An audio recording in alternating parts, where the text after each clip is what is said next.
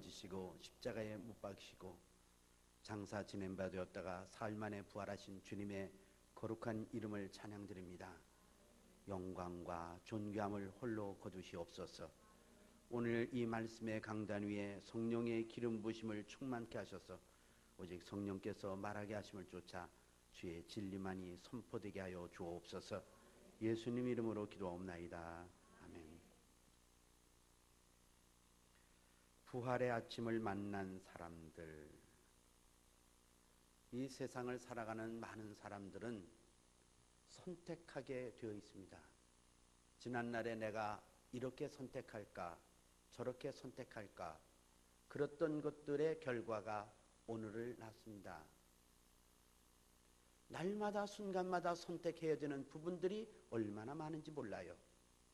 그 선택의 기준이 무엇이겠는가? 무엇에 의해서 우리는 선택해야 될 것인가? 신앙도 마찬가지거든요. 신앙도 무엇으로 신앙의 결단을 해야 됩니다. 내가 예수를 믿는다. 내가 예수님을 따른다. 그런데 그 따르는 신앙의 밑바닥에는 반드시 근거가 있어야 돼요. 어떤 근거로 어떤 원칙에 의해서 내가 선택하느냐, 대단히 중요한 질문입니다. 영국에서 실제로 있었던 사건인데요. 등대지기를 하는 분이 외아들 하나를 데리고 삽니다. 어머는 일찍 세상을 떠나고 이 아이를 자기는 생명같이 귀중히 여깁니다. 어느 날 이 아들이 자기 친구와 함께 보트놀이를 하러 바닷가로 가는 모습을 보았습니다. 등대에서 올라서 그 아들이 노는 것을 보고 있는데 갑자기 비바람이 몰아치면서 풍랑이 칩니다. 이러다가는 큰일 나겠다 생각해서 묶어놨던 보트를 타고 어린 아들과 친구를 구조하러 가는데 그만 그 시간에 큰 파도가 덮치면서 아이가 탔던 배는 전복되어졌습니다. 두 아이가 물에 빠져 허우적거립니다. 두 아이를 태울 만한 배의 모양은 아닙니다. 한 사람이 더 타야 되지, 만약에 거기에 두 사람이 더 탔다고 한다면 이 보트는 전복되어질 것만 같은 위험스러운 상황이에요. 여러분, 이런 상황이라면 여러분들은 누구를 구원하겠습니까? 누구를 먼저 구하겠습니까? 아들의 친구는 실망한 눈초리를 가지고 절망해야 합니다. 그때 이 아버지가 선택의 기로에 놓여 있습니다.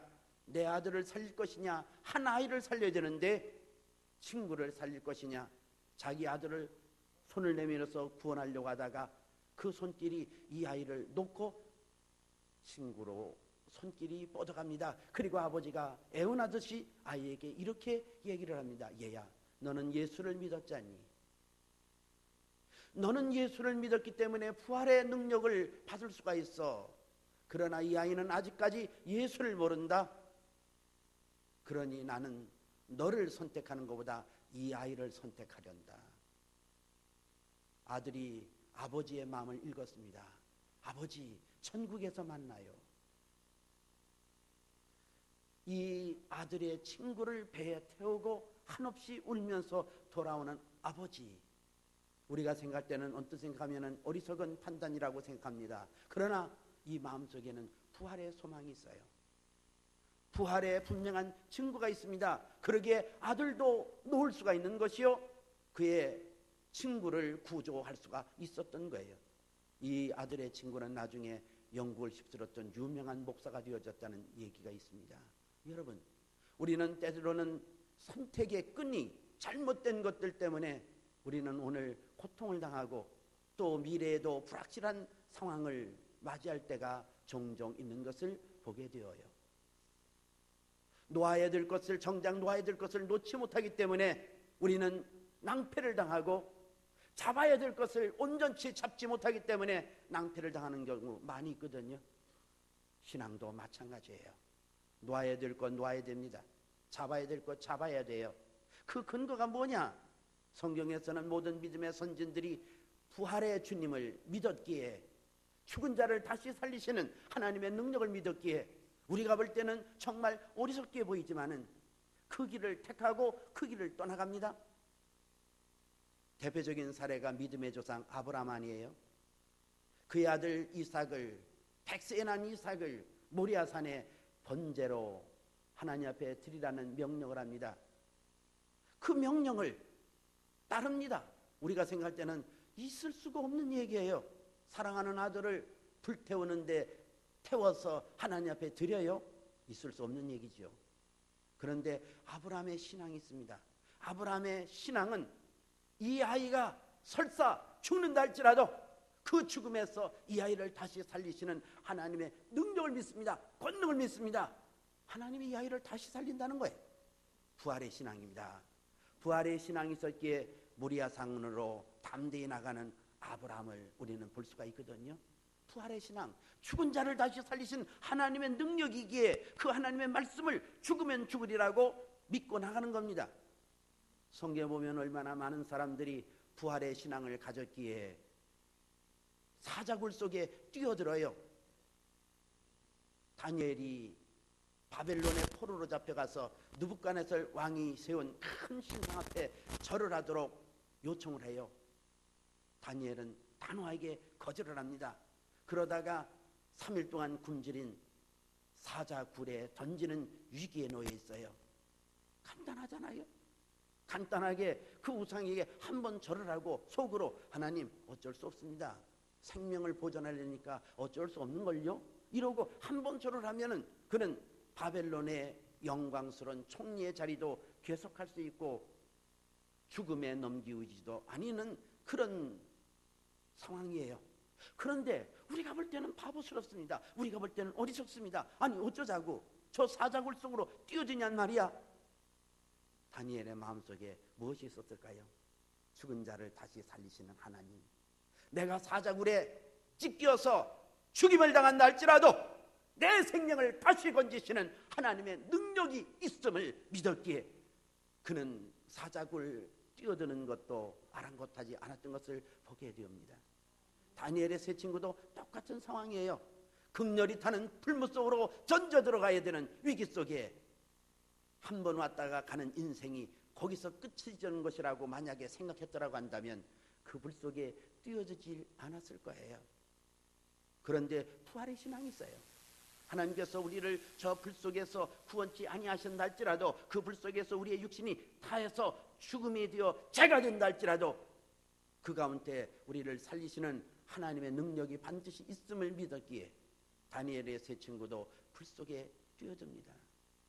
성경에서는 수없이 많은 사람들이 부활의 신앙을 가졌습니다. 구약이든 신약이든 믿음의 사람들의 한결같은 공통된 신앙의 모습이 있었다고 한다면 하나님은 죽은 자를 능히 살리고 내가 죽음의 목전에 들어간다 할지라도 그 죽음의 목전에서 내 영혼을 살릴 것이요 그래서 부활의 능력으로 12분 받을 것이라는 분명한 믿음이 있었기에 그들은 사자굴 속으로도 물속으로도 경랑치는 파도 속에서도 저들의 믿음은 흔들리지 아니하고 담대했던 것을 보게 되어집니다. 그렇습니다. 우리의 선택의 기준은 부활신앙입니다. 예수 그리스도께서 죽음의 모든 고통에서 죽은 자 가운데서 사흘 만에 다시 살아나신 것처럼 예수 그리스도로 말미암아 그분은 부활의 첫 열매가 됩니다. 그래서 그분이 다시 살아난 것처럼 누구든지 예수 그리스도 안에서 생명을 얻은 자마다 예수와 함께 부활의 영광에 이르게 되어질 것임을 우리에게 말씀하고 있어요. 고린도전서에서는 부활이 우리 믿음의 성도의 소망의 핵심을 말합니다. 복음의 핵심이 부활입니다. 우리의 소망의 모든 근거는 부활입니다. 예수 그리스도가 죽은 자 가운데서 다시 살아나셨기 때문에 우리 또한 예수와 함께 다시 살아난다. 이 믿음이 강렬할 때 우리는 올바른 선택할 수 있어요. 바른 선택할 수 있습니다. 우리는 그 선택에 주저하지 않습니다. 그 선택에 대하여 우리는 뒤로 물러서지 않습니다. 부활의 소망을 가진 사람, 선택의 분명한 좌표가 형성되게 되어 있다는 사실이에요. 오늘 성경에도 보니까 부활의 주님을 만난 세 여자의 모습이 나옵니다. 막달라 마리아라는 여자입니다. 야고보의 어머니 마리아, 요한과 또 야고보의 어머니였던 살로메, 예수님의 12제자에서는 야고보라는 사람이 둘 나와요. 세베대의 아들 야고보가 나오고 알페오의 아들 야고보가 나오거든요. 그런데 이 세 사람이 예수 그리스도의 부활의 아침 새벽 미명 시간에 가장 먼저 무덤에 가서 예수님이 다시 살아났다는 천사의 증언을 듣게 되어지고 예수님을 배우면서 예수가 다시 살아나는 것을 목격하게 되어집니다. 어떤 사람이 부활의 능력을 힘입음 받을 수 있을까? 어떤 사람이 부활의 권세 속에 들어갈 수 있을까? 오늘 성경에 보니까 세 사람이 이야기를 통하여 부활의 능력에 참여하고 부활의 권세 속에 들어가는 사람의 모습을 볼 수가 있습니다. 하나님의 은혜를 체험하는 사람이에요. 막달라 마리아는 7 귀신 들렸던 여인이라고 성경은 지칭하고 있습니다. 7 귀신 들렸다. 정신병자예요. 철저한 정신병자입니다. 제정신은 아무것도 없어요. 자기의 힘으로도 살 수도 없고 자기의 능력으로 살 수도 없고 자기의 감정도 의지도 아무것도 필요 없는 귀신에 의해서 좌지우지당하는 그런 상태 속에서 예수를 만나 거기에서 해방받았거든요. 성경은 에베소서 2장을 통하여 우리에게 말씀하기를 우리는 전에는 마귀의 자녀요 진도의 자녀였더라고 말씀을 합니다. 나는 전에는 소망이 없었던 자입니다. 전에는 죽음의 구름 속에 갇혀서 좌절하고 근심할 수밖에 없었던 우리를 우리 주 예수 그리스도께서 다시 살려주셨어요. 이 은혜를 기억하는 사람 부활의 능력을 맞이하게 되어진답니다. 부활의 권능을 맞이하게 되어진답니다. 예수 그분으로 말미암아 내가 죄 산 받았다. 그분이 나를 택하셨다. 오늘 살로메라는 여인도 나오고 야고보의 어머니였던 마리아도 나옵니다. 이분들이 다 자기 아들이 예수님의 제자로 부름을 받았던 사람들이에요. 거기에 대한 은혜가 있습니다. 내 아들을 우리 주님이 부르셔서 하나님 나라의 사역자로 세우셨다. 그 나라를 위하여 부르심을 받게 되어졌다. 그 은혜가 그들의 마음속에 강같이 흘렀던 겁니다. 은혜를 기억하는 사람, 은혜에 대한 감동이 있고 감화가 있는 사람, 부활의 능력, 부활의 권세 속에 들어갈 수 있는 사람입니다. 이 막달라 마리아, 야고보의 어머니 마리아, 살로메 이 세 여인은 예수님의 십자가의 자리까지 갔습니다. 예수님이 십자가에 못 박혀 돌아가실 때 다른 제자들은 다 흩어져 갔지만은 이 여인들은 담대하게 로마 군병들의 창과 칼을 무서워 아니하고 십자가의 그늘 가운데 갔던 세 여인. 그렇습니다. 신앙은 십자가 앞으로 나가야 됩니다. 죽으면 죽으리라. 내가 주와 더불어 죽으면 죽으리라. 어쩌면 로마 군병에 의해서 저들이 예수 그리스도를 따른다는 빌미로 죽임을 당할 수도 있습니다. 십자가의 모진 고난을 보잖아요. 십자가에 피 흘리는 고통을 그 신음소리를 보고 듣고 있지 않습니까? 그런데 이 여인들이 예수 그리스도의 십자가 앞으로 나갔던 것은 내가 예수와 함께 죽고 예수와 함께 살겠다는 결연한 의지가 담겨 있는 것을 보게 되어집니다. 오늘은 예수 그리스도를 믿는 사람들이 십자가의 고난은 외면합니다. 부활의 영광은 반드시 십자가를 통과하고 나서야 부활의 영광이 있음을 여러분 믿으시길 바랍니다. 부활의 권능이, 부활의 능력이, 부활의 축복을 맛보려면 갈보리 십자가 앞으로 나가야 돼요. 십자가의 능력 속에 내가 죄사함을 받고 십자가와 더불어 내가 죽음을 맞아야 하늘의 밀알이 땅에 떨어지지 않으면 그대로 없거니와 땅에 떨어져 썩으면 많은 열매를 맺느니라. 성경은 그렇게 말씀하고 있어요. 예수께서 말씀하시기를 나는 부활의 생명이니 물은 나를 믿는 자는 죽어도 살겠고 살아서 나를 믿는 자는 죽지 않고 영원히 살리라고 주님은 말씀하셨어요. 그런데 예수 그리스도는 우리에게 이렇게 말씀합니다. 수고하고 무거운 짐진 자들아 다 내게로 오라. 내가 너희를 쉬게 하리라. 주님이 우리를 초청하신 자리가 십자가예요. 그런데 그 십자가 겉으로 볼 때는 저주입니다. 겉으로 볼 때는 고통입니다. 겉으로 볼 때는 아픔이에요. 그런데 그 이후에 부활의 영광을 바라보지 않으면, 부활의 축복을 바라보지 않으면 믿음의 신앙자들은 십자가 앞에서 주저거리거나 십자가 앞에서 뒤로 물러가고 나는 이런 예수 믿기 싫어, 나는 이런 예수 믿기 싫단 말이야 하고 돌아가는 경우를 너무나 많이 보게 되어져요. 그렇잖아요. 예수 믿다가 돌아가는 이유는 뭘까요? 십자가가 드려지면 돌아가요. 내가 예수 믿어서 이 꼴 당하려고 그랬나? 내가 예수 믿어서 이 고통 당하려고 그랬나? 그래서 예수 그리스도를 믿겠다고 나섰다가 십자가 앞에 땅 들어서면 그 사람의 본래의 신앙의 모습이 드러나게끔 되어 있거든요. 내가 왜 이 억울한 일을 당해야 되는데, 내가 왜 이 수치를 당해야 되는데, 내가 왜 이 고통을 당해야 되는데, 십자가의 날개 그늘 가운데서 십자가의 고난을 이해하지 못하면, 십자가의 고난을 참여하지 못하면 부활의 영광도 얻을 수가 없음을 성경이 말씀하고 있어요. 부활의 능력을 누가 얻게 되어지는가? 오늘 부활절 이 새벽 아침에 이 세 여인은 향품을 가지고 주님의 시신을 바르기 위하여 왔더라고 말씀하라고 있습니다. 이 향품은 원어로 보면 아로마타라는 단어를 써요. 이것은 향기롭고 그리고 부패된 시신에 바르게 되어지면 그 부패하는 속도를 늦추게 하는 그런 효력이 있답니다. 썩어가는 냄새를 제거하는 이 향품을 사서 예수님의 시신에 바르기 위하여 왔던 이 여인들은 그 마음속에 예수 그리스도가 왕임을 선언하고 있는 내용입니다. 당시 팔레스타인의 관습에 의하면 죽은 사람의 시신에 향품을 바르는 것은 일반 사람들은 생각을 못합니다. 왜냐하면 이 향품은 값지기 때문에 그래요. 그리고 팔레스타인 지역은 무더운 지역입니다.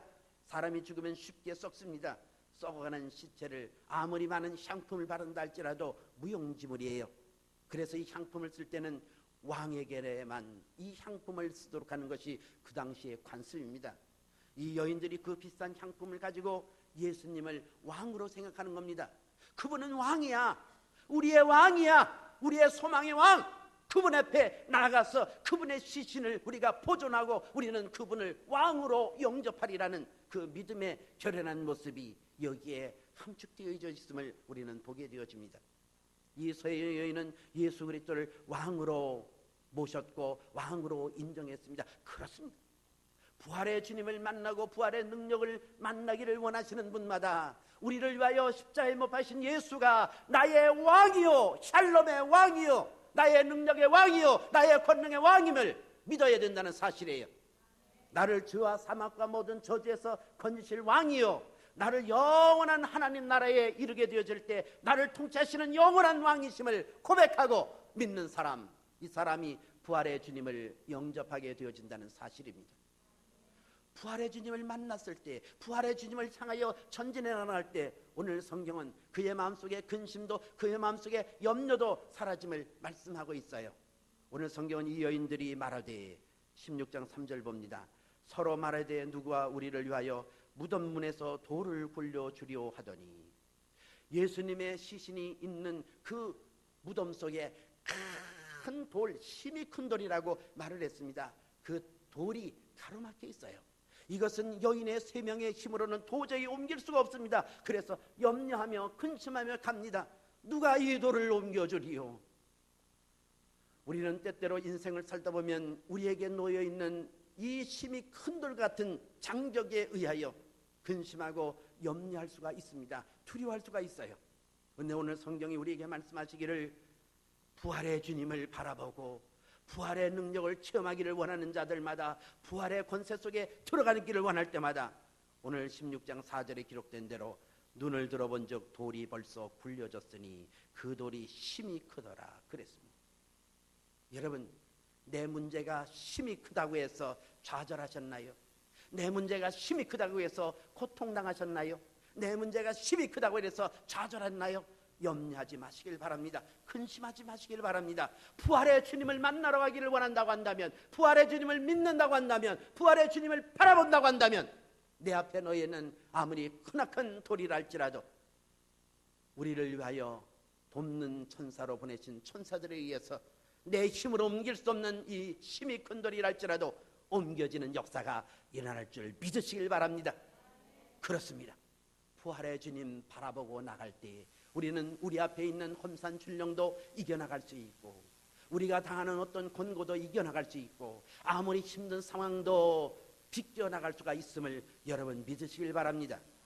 부활의 주님을 만난 성도에게 나타나는 하나님의 축복이 나타나는데 오늘 성경은 이렇게 말합니다. 16장 7절 가서 그의 제자들과 베드로에게 이르기를 예수께서 너희보다 먼저 갈릴리로 가시나니 전에 너희에게 말씀하신 대로 너희가 거기서 배우리라 하라 하는지라. 오늘 성경에 보니까 그 예수 그리스도의 부활의 증인으로 저들이 부름을 받아요. 사명을 받습니다. 지난 시간에도 사명에 대해서 제가 말씀드렸죠. 스펄전 목사가 사명에 대한 3가지 얘기했다고 하는 것 여러분 기억나실지 모르겠습니다. 사명이라는 것은 자기가 하기에 가장 귀한 것이 사명이다. 자기가 하기에 가장 쉬운 것이 사명이다. 자기가 그 일을 감당하면 기뻐하는 것이 사명이다 하는 것 말씀드렸지요. 여러분, 사람은 사명감에 충만할 때에 그때에 행복해지는 거예요. 지금도 제가 기억하는 것, 초등학교 때 저희 담임 선생님이 저를 은밀히 불러요. 그러더니 야, 너 부모님한테 얘기해서 시험지 좀 사와라. 옛날에는 왜 등사했잖아요. 옛날에 등사했는데 그 갱지라는 거 여러분 아십니까? 요즘 그 뭐 이런 거는 참 아주 고급이잖아요. 그 갱지 있는데 그 갱지로 된 것을 보통 이제 시험지도 이렇게 등사하고 그랬거든요. 근데 그 선생님이 그렇게 얘기를 하는데 얼마나 뒷바람 났는지. 선생님이 나를 인정해 줬다는 거, 선생님이 나에게 사명을 줬다는 거, 어린 기억에도 얼마나 흥분되고 얼마나 좋아하는지 몰라요. 그래서 시험 때마다 그 갱지를 사다가 선생님한테 드렸던 기억이 납니다. 만왕의 왕 만주의 주 하나님 앞에 부름을 받아서 부활의 증인으로 예수 그리스도께서 죽은 자 가운데서 다시 살아나셨다. 이 부활의 증인으로 부르심을 받은 사람, 복 있는 사람이에요. 사명자는 복 있는 사람입니다. 영원하신 부활의 주님을 선포하시는 입술을 허락하신 것, 복 있는 사람입니다. 부활의 주님을 만난 사람, 부활의 증인으로 부르심을 받는답니다. 부활의 주님을 소망 중에 바라고 부활의 주님을 만난 사람에게는 죽음이 한 길로 왔다가 7길로 쫓겨나가는 역사가 임할 줄 믿으시길 바랍니다. 오늘 8절 이렇게 말합니다. 여자들이 심히 놀라 떨며 나와 무덤에서 도망하고 무서워하여 아무에게도 아무 말도 하지 못하더라. 너무 떨렸다 그랬어요. 너무 떨었다. 너는 두렵고 떨림으로 너희 구원을 온전히 이루라 그랬습니다. 우리가 예수 그리스도로 말미암아 구원을 받습니다. 근데 그 구원을 얻는 믿음의 성도는 두렵고 떨림으로, 하나님이 두렵고 떨림으로, 이것은 경외하는 마음이에요. 그 하나님을 우러러 정말 인간의 약한 모습을 바라보면서 하나님의 돕는 손길을 천폭적으로 의지하는 어린아이와 같은 심령을 말하고 있습니다. 저희들이 두렵고 떨렸다는 것은 오직 하나님을 우려하는 아주 순수한 믿음이에요. 부활의 주님을 바라보는 사람, 순수한 믿음, 생명 있는 믿음. 그래서 무덤에서 도망하고 사망의 그늘진고 사망의 고통스러운 것이 그의 영혼을 붙잡지 못하도록 하나님께서 역사하는 것을 우리는 보게 되어집니다. 우리의 불행의 근원은 뭘까요? 우리가 왜 불행해요? 죽음의 먹장구름이 있어요. 심령이 상한 것도 따지고 보면 죽음의 영향력입니다. 육체가 고통스러운 것도 죽음의 영향력이에요. 부활의 주님을 만난 사람, 우리 주님께서 죽음의 권세에서 해방시켜 주시고 부활의 영광으로 저와 여러분을 초청할 줄로 믿으시길 바랍니다. 부활의 아침을 만난 사람들, 오늘 이 아침 시간에 이 영광스럽고 아름다운 부활의 주님으로 말미암아 우리의 소망의 근거가 생겨나고 내 삶의 지표가 생겨나고 내 삶의 목표가 결정되어 주시기를 주님의 이름으로 축복해 드립니다. 기도합니다. 자비로우신 하나님 감사합니다. 부활의 주님, 그 부활의 주님으로 우리의 생애가 펼쳐집니다. 주여, 우리 마음속에 예수 생명이 젖어들게 하시고 예수의 능력이 나타나게 하여 주옵소서. 예수님 이름으로 기도하옵나이다.